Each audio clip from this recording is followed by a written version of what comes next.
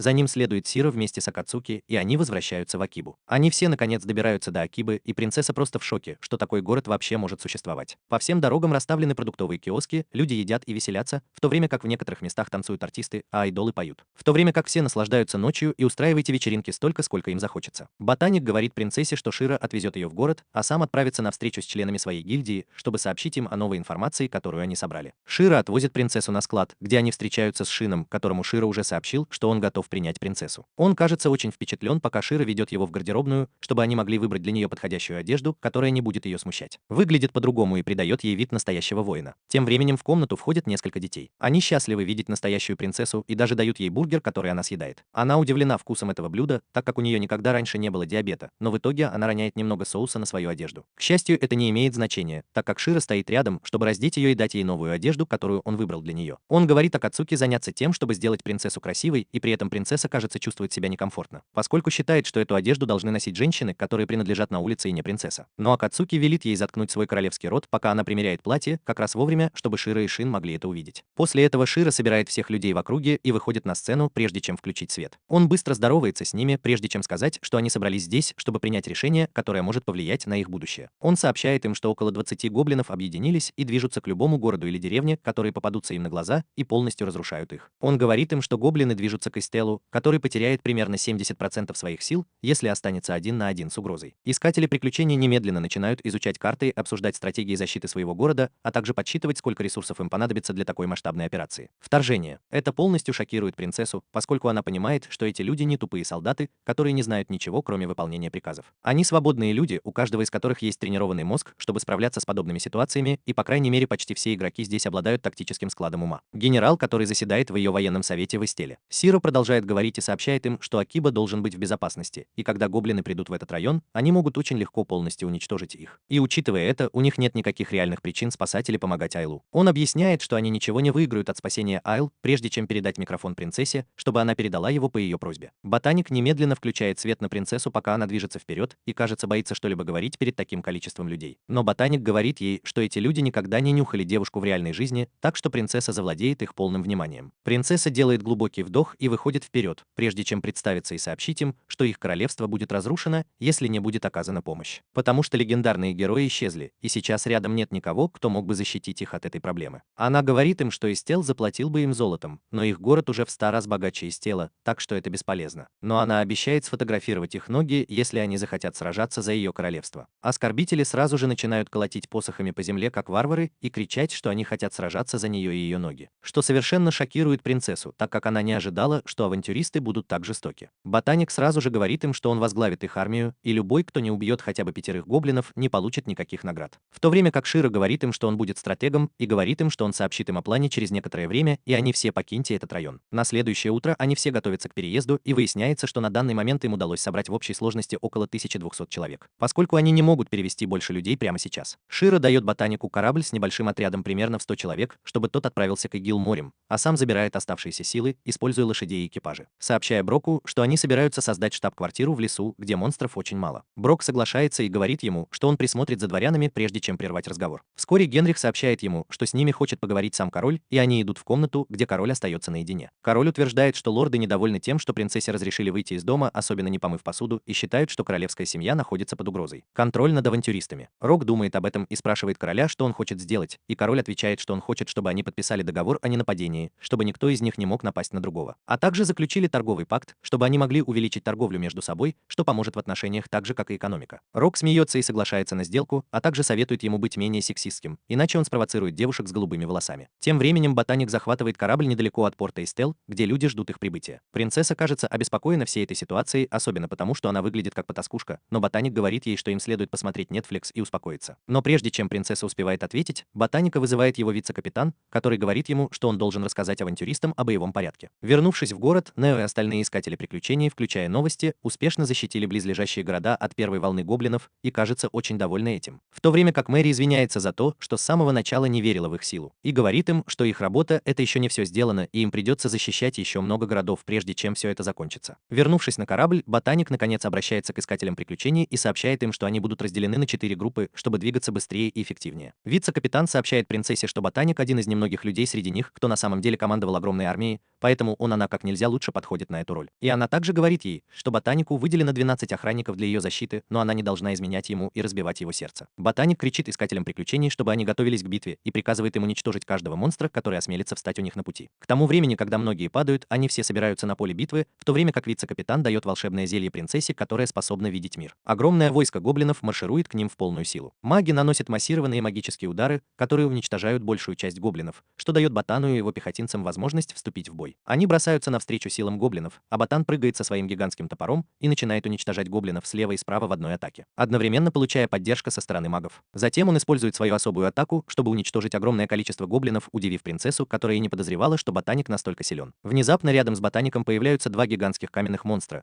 но он не смущается и просто приказывает магам обрушить на них свою магию, в то время как он подбегает к одному из них и запрыгивает ему на плечи, прежде чем нанести мощный удар, уничтожая врага. В то время как принцесса наблюдает за звериной ухмылкой на его лице. Вернувшись в штаб-квартиру, Широ организовал колл-центр, с помощью которого он разрабатывает и внедряет свою стратегию таким образом, чтобы связь между различными подразделениями и штаб-квартирой была бесперебойной. Шин думает, что битва почти закончена, но Широ говорит ему, что есть проблема. Если гоблины потерпят поражение, они разбегутся в разные стороны, а это значит, что они будут атаковать любые деревни, которые попадутся им на пути. Чтобы предотвратить это, Широ использовал свою стратегию, чтобы окружить гоблинов и затем уничтожить их силы. Но проблема в том, что города на побережье, где присутствует лишь небольшое количество войск, включая Мэри и Ньюс. Если рыбные монстры захватят этот город, они могут нарушить строй и создать проблемы. Акацуки спрашивает, почему он сам не идет в бой, но он отвечает, что пока все силы не будут развернуты, он не может покинуть штаб-квартиру. Вернувшись в прибрежный город, в новостях, похоже, очень обеспокоены и нервничают из-за этой битвы, в то время как Мари смотрит в свой телескоп и замечает, огромное количество чудовищ выходит из моря. Она оглядывается и видит, что Нео показывает ей большой палец вверх, давая команду новостям, чтобы они все могли прикончить этих монстров до того, как они доберутся до города. Широ узнает, что в городе всего 60 искателей приключений против 1000 врагов, и он быстро пришлет подкрепление. Тем временем начинается битва, и в первом часу новости, похоже, ошеломляют огромным количеством врагов, и Нео хочет помочь им. Но шеф останавливает его и говорит, ему нужно восстановить свои силы и ману первого числа, прежде чем снова вступить в бой. Теперь я заметил, что Тайо без всякого страха идет в бой и побеждает сразу нескольких врагов. В то время как Сара обеспечивает ему поддержку и прикрытие вместе с призванными существами, которые помогают ей эффективно и легко расправляться с врагами. Даже я, Сузу и Руди, кажется, сражаемся хорошо, так как Руди прыгает в середину и использует огненное заклинание, чтобы уничтожить врагов вокруг. Пока все это происходит, Мино следит следит за статусом каждого члена группы, а также разрабатывает стратегии. Это напоминает им стиль, который использовал Широ, который помог ему в основном предсказать, что произойдет через 30 секунд. И даже несмотря на то, что Мино не может этого сделать, тем не менее, она все еще пытается имитировать это настолько точно, насколько это возможно. После победы над ближайшими монстрами Мино говорит Нео, что сейчас они нападут на гоблинов, и хотя Нео пытается их остановить, они убегают. Они приближаются к полю, где замечают несколько гоблинов, наслаждающихся кольями, поэтому Мино говорит Руди спровоцировать их. Так что он использует свою магию молнии, которая провоцирует их всех, и они начинают бежать к ним, в то время как Исузу использует свою магию песни, чтобы замедлить их. И наконец Тоя прыгает и начинает кромсать их на куски, в то время как остальные используют свою магию, чтобы уничтожить их. Даже после того, как они убили так много врагов, они слышат громкие звуки с пляжа, поэтому сразу же бегут обратно. Мэри залечивает рану, в то время как Широ звонит ей и говорит, что подкрепление прибудет через час, и им нужно продержаться до тех пор. Мэри передает информацию бойцам, которые каким-то образом справляются с монстрами, но полудни начинают уставать, а мана Руди истощается. Особенно низок из-за постоянного использования заклинаний. Внезапно, когда начинается дождь, из-за скалы появляется страшный волк, и не только он, но и небольшая группа гоблинов с еще несколькими волками преграждают им путь. Все они вступают в бой, но каким-то образом им удается справиться с гоблинами вместе, но волки начинают убегать от них.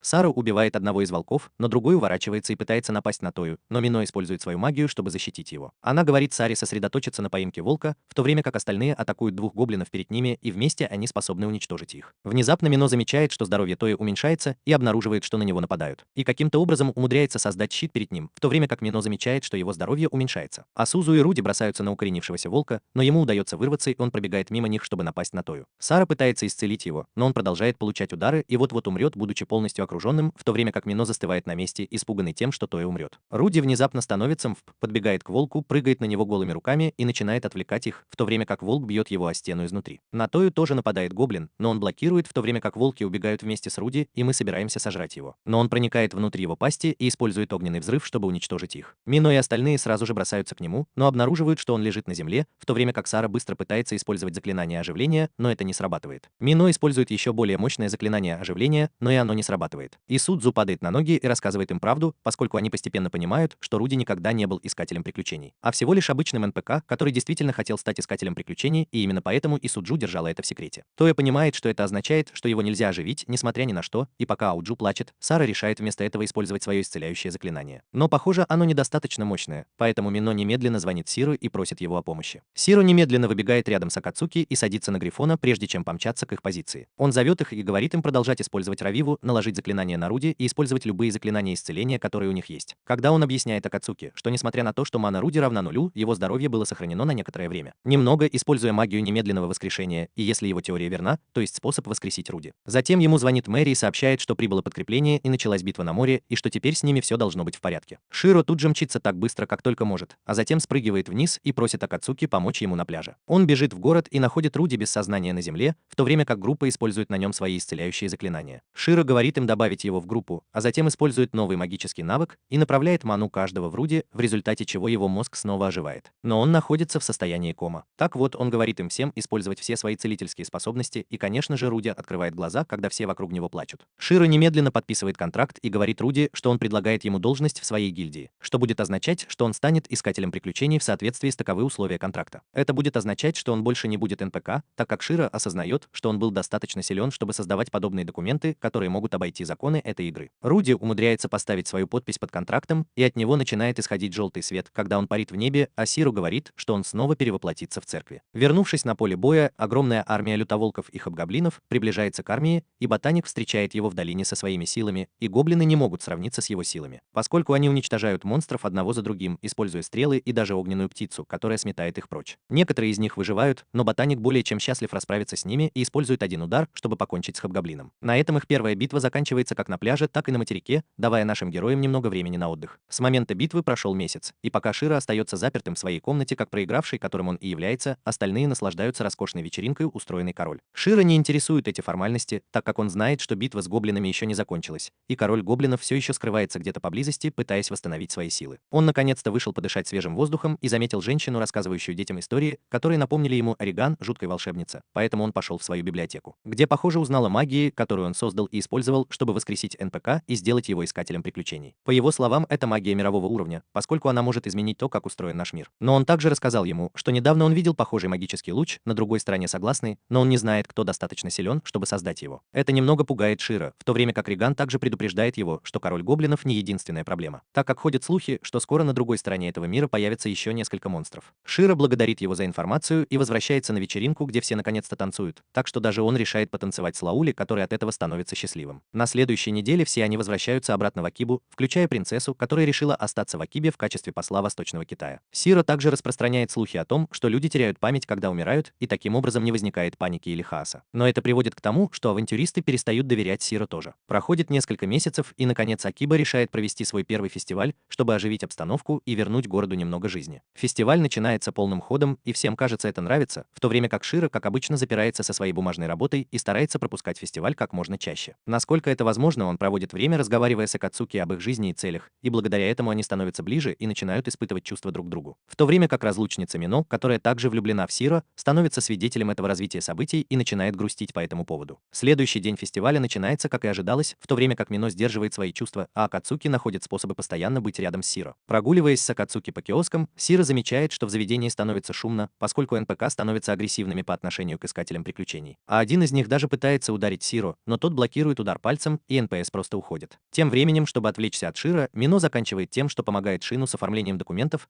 так как в последнее время в Акибу стало приходить много новых людей на работу. И замечает, что в оформлении документов есть много серьезных недостатков, которые выглядят намеренными и спланированными. Ширу сразу же забеспокоился об этом и отправил Акацуки узнать о текущем состоянии безопасности, так как он думает, что Акиба подвергается нападению. Он быстро бежит обратно в зал совета, где вместе с Генри начинает пытаться выяснить причину этой странной серии проблем, с которыми они столкнулись. Сталкиваюсь. Были проблемы, когда люди заказывали что-то, но получали что-то другое, их багаж терялся, и они не могли получить то, что хотели. Чтобы получить возмещение, независимо от того, как долго оно продлится. Тем временем принцесса организует небольшой пир для лорда Мэла, дворянина из другой области, который приезжает в Хебот, чтобы заключить соглашение как с ИГИЛ, так и с Советом. Но принцесса чрезвычайно обеспокоена, потому что он известен своей непредсказуемостью и грубостью. Вернувшись в Совет, Широ получил сообщение о том, что лорд Мэл прибыл в город в окружении группы телохранителей. Он считает, что этот лорд может стоять за всей этой серией проблем, поскольку он пытается заставить людей ненавидеть Совет за его некомпетентность. По его словам, Господь хочет разрушить отношения между ИГИЛ и Акибой, чтобы они могли заключить какие-то договоры, которые принесут ему наибольшую пользу. Генри спрашивает, не следует ли им закрыть фестиваль, но Сиро советует ей этого не делать, так как Господь хочет, чтобы это произошло. Чтобы он мог сказать Совету, что фестиваль должен быть закрыт. Это совершенно бесполезно и наполнено идиотами. Он немедленно связывается с тем, кто сейчас развлекается на улицах, и просит его следить за окрестностями и следить за тем, чтобы не возникало новых конфликтов. Вернувшись в мастерскую Шима, он сталкивается с безумной нагрузкой на бумажную работу, но Мино берет командование на себя и начинает решать эту проблему в сверхзвуке. Ускоряет работу, разбирая жалобы и разбираясь с постоянно растущей кипой документов, которые ей приходится разбирать. Тем временем Тоя, которая пытается контролировать ситуацию в отделе обслуживания клиентов, не может ничего сделать из-за безумной очереди людей, желающих решить свои проблемы. Вернувшись в Совет, Широ сосредоточился на карте и областях, где возникают эти проблемы, потому что он не может найти закономерность, стоящую за этими проблемами. И даже когда Генри сообщает ему о сломанной карете, которая блокирует дорогу, он все еще не может понять, почему это могло произойти или что именно вот почему я выбрал именно эту дорогу. Вернувшись на фестиваль, неигровые персонажи распространяют слухи о том, что Совет пытается обобрать людей, как мошенники из Индии, но Айзек отпугивает их. Шеф звонит Сиро и сообщает ему, что было потеряно много багажа, и он думает, что все это намеренно, так как многие неигровые персонажи, те, чьи проблемы решены, по-прежнему создают большой шум и не дают сдвинуться с места очереди, в то время как число людей, чьи вещи потеряны, растет. Наряду с этим НПС обвиняют авантюристов в этих проблемах, потому что сами авантюристы– воины-клавиатурщики, которые не привыкли выслушивать пустые разговоры и ничего не говорить. Широ полностью подавлен и сбит с толку, но даже шеф не может разобраться в ситуации, пока Широ обдумывает каждый инцидент. Снова и снова повторяя себе, что за всем этим должна стоять какая-то закономерность, несмотря ни на что. Внезапно Генри и Акацуки говорят Сиро, что возникли еще две проблемы.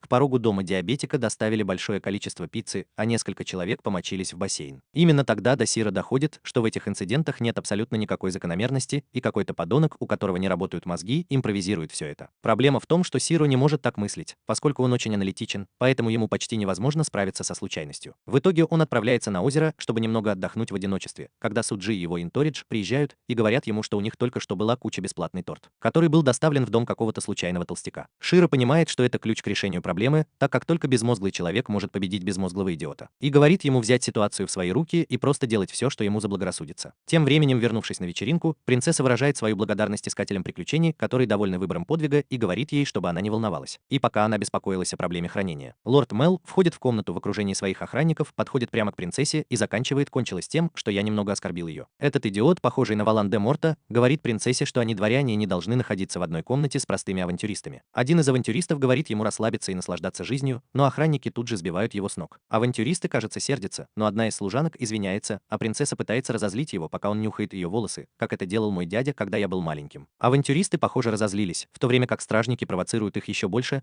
но принцесса подает им знак ничего не предпринимать. Волдеморт берет бокал и выливает все вино наружу, одновременно оскорбляя Кибу и Игил. Вернувшись в город, проблема постепенно решается, поскольку Суджи и его окружение из девушек соблазняют людей направо и налево, что заставляет их забыть о своих проблемах. Внезапно Широ получает сообщение о том, что на вечеринке возникли некоторые проблемы. Поэтому он просит шефа взять командование на себя, пока он пытается найти способ решить другие проблемы. Тем временем на вечеринке Волдеморт злится на принцессу за то, что она не подготовила достаточно места для хранения всех вещей, которые он принес. В то время как принцесса начинает уставать. К счастью, в последний момент появляется Широ и решает разобраться с Волдемортом сам. Пока Волдеморт смотрит на Широ, даже Ботаник и Брок прибывают навстречу и говорят ему, что они являются членами совета, которые прямо сейчас представляют Акибу. Широ говорит Волдеморту, что, как он слышал, возникли некоторые проблемы, связанные с письмом, которое было отправлено принцессе о подготовке хранилища для продуктов и специй, которое принцесса так и не получила, и Волдеморт отвечает, что принцесса бесполезна и ни к чему не готовилась. Ботаник подходит к нему и показывает письмо, написанное Сиро, и сообщает лорду, что совет получил это письмо и подготовился ко всему. Однако лорд говорит, что согласно имеющейся у него информации, на складах Акибы недостаточно места для хранения. Но Брок подходит и заявляет, что на его торговом складе более чем достаточно места для хранения всего, и он даже готов одолжить тележки для перевозки товаров. Волдеморт начинает волноваться, так как Широ уже знал, что лорд не присылал никаких писем и не приносил никакой еды, которая могла испортиться. И все это было стратегией, направленной на то, чтобы заставить принцессу чувствовать себя плохо. Лорд немедленно уходит на свой корабль, так как ему хочется подышать свежим воздухом, в то время как Широ и остальные решают завершить фестиваль на ура. И устраивают множество концертов и фейерверков, которые развлекают всю базу игроков, завершая фестиваль провалом плана лорда, а также заставляя всех все остальные счастливы. Вечером он садится за стол и ужинает с Мино, который дает ему понять, что лорд не может быть хозяином положения. Поэтому он отправляется на разведку и находит женщину, которую однажды видел в замке в Эстеле. Он сразу же распознает ее ауру и говорит ей показать свое истинное лицо, так что женщина просто снимает макияж и становится еще красивее, чем раньше. Она объясняет, что весь этот план был придуман ею, чтобы каким-то образом заполучить Широ в свою гильдию, поскольку в реальном мире на нее всегда не обращали внимания, потому что она был тиктокером. Так вот, она начала играть в игры, и даже их люди смеялись над ней. Однажды она встретила Широ, которому было наплевать на ее аккаунт в ТикТок, и он даже назвал ее талантливой. С того самого дня она страстно желала его и даже взяла под контроль целый континент, чтобы каким-то образом заставить всех возненавидеть Широ и Акибу, что заставит его уйти. И в момент его уязвимости она заставит его влюбиться. Она подходит к нему и начинает его трогать, прежде чем сказать, чтобы он оставил Акибу и пошел с ней, потому что она его очень сильно любит. Но сучка Сира дает ей пощечину и говорит, что он Рис Кинг, и куча девчонок уже заискивают перед ним. Пушистик разозлился и ушел, а Широ вернулся в свою гильдию и завел душевную беседу, в ходе которой Тоя и Мино рассказали им, как многому они у него научились.